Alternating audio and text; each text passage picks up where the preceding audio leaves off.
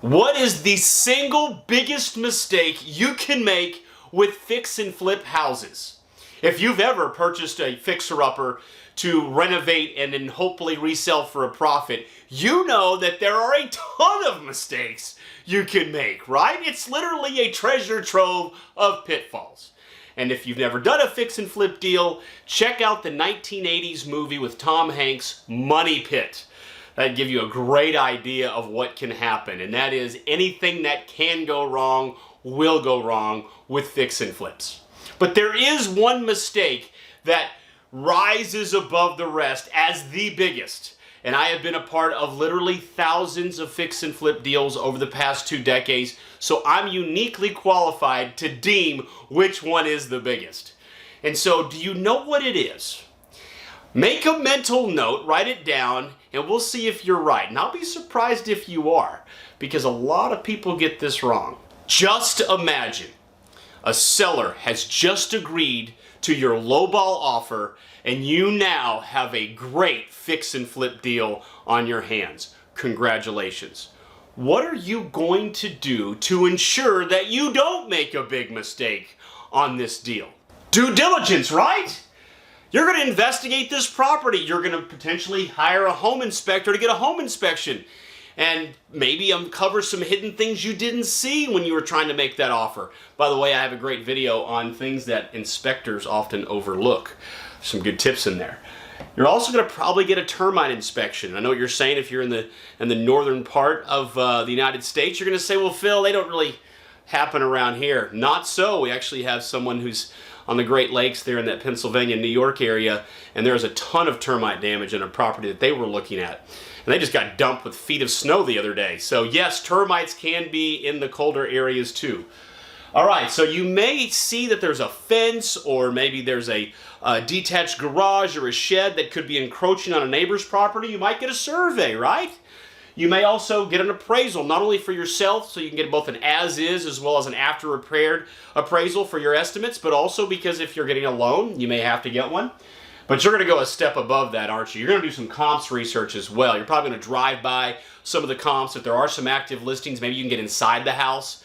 So you're going to turn over every stone to make sure that there are no gotchas, no hidden problems. And you know what you're also going to do? You're going to probably meet with your contractors, and you're going to go through each and every aspect of the rehab project to make sure that you have a clear understanding of what the costs are going to be. You might even call some material suppliers to get some cost estimates and make sure that they have things in stock. You're going to do all this due diligence so that you make the right decision. And what if through all of this due diligence, you discover some things that are different than your original assumptions when you first made the offer? Well, you might renegotiate with the seller. So let's just imagine for a moment you went through all this due diligence, you found some hidden problems, maybe some termite damage, you renegotiated to compensate for that, and so now you have a really good fix and flip deal. So now the coast is clear, you go ahead and close, you get right on renovating the property, and it takes a little longer than you hoped, right? You have some maybe contractor delays, material supply delays, maybe some building inspector permitting delays, maybe some weather delays, but you get that rehab eventually finished, and then you put it on the market and you resell it. Now, it doesn't sell for as much as you were hoping, and that's because the market shifted a little bit since you closed on it, and that's been happening a lot to people lately. But you still make a good profit, and you live to fight another day. All right, so there's your fix and flip deal. Where's the mistake? What's missing? So let's go back to either your mental or written note on the biggest mistake that you can make with fix and flip deals. Answer? You try to sell the property before you begin the renovation. Always, always, always on any fix and flip deal, try to sell it before you embark on all the risk, because there's literally no downside and there's plenty of upside. What if someone comes along and is willing to pay way too much for the house? Let them take the money pit. It also is going to give you great feedback. It's a litmus test to know if you really have a great deal on your hands. And here's the great thing. You don't have to sell it. You can try to sell it, but you don't, even if you list it on the MLS, you don't have a legal obligation to get rid of it. You can just decide you're going to keep it and renovate it and still do the plan you were going to do. But remember the phrase I've said so many times in my videos, a quick nickel beats a slow dime. In the real world, especially in the market we're in as of right now as I shoot this video, it's not a slow dime, it's a slow nickel. Because the quick nickel comes from the fact that you have very little expenses and you get it sold right away. Yes, you sell it for less than you would have sold it for after you fixed it up, but you skipped all of the madness, all of the potential pitfalls, and you're still making a good profit. Or as my mentor's mentor used to love to say, you can't go broke taking a profit.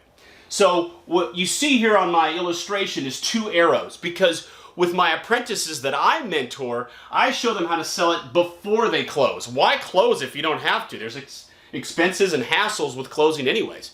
But whether it's before or even after you close and before you start renovations, still, you want to market the property for sale. And I have a great video on how to do that, and that is the best way to sell a house. And if you do that, you put yourself in a position where you could exit early and make a lot of money. And if you don't exit early, you still know what you're getting yourself into, because now you have a lot more feedback. This is the biggest mistake you can make with fix and flip deals, is not trying to sell every single one you'll ever do. It is so smart, no drawbacks, only upside, and ultimately what you'll discover most of the time is there always seems to be one sucker in the marketplace who's got money burning a hole in his pocket, willing to pay way too much. And if that person exists, let them take the deal.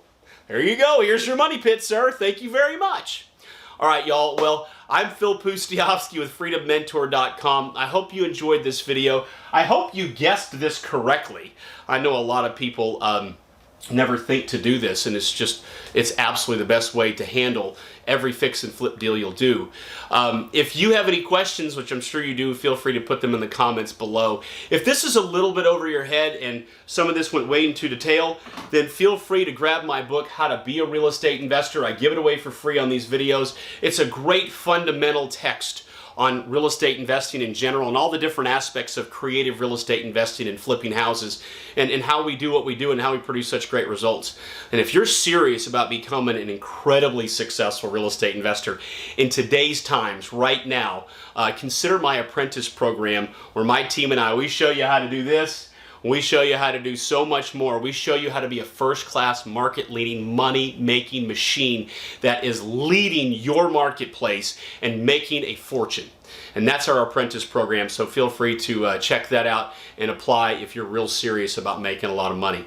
All right, y'all. Well, thanks so much for watching this video. And again, check out the video, too, on how to sell a property in the best way. That's my magic 3-step formula that we put together over an entire career. So if you follow this advice here, you still have to sell it in the right way, and that's what that video teaches you how to do. Thanks so much for watching, everybody. I'll see you in the next video.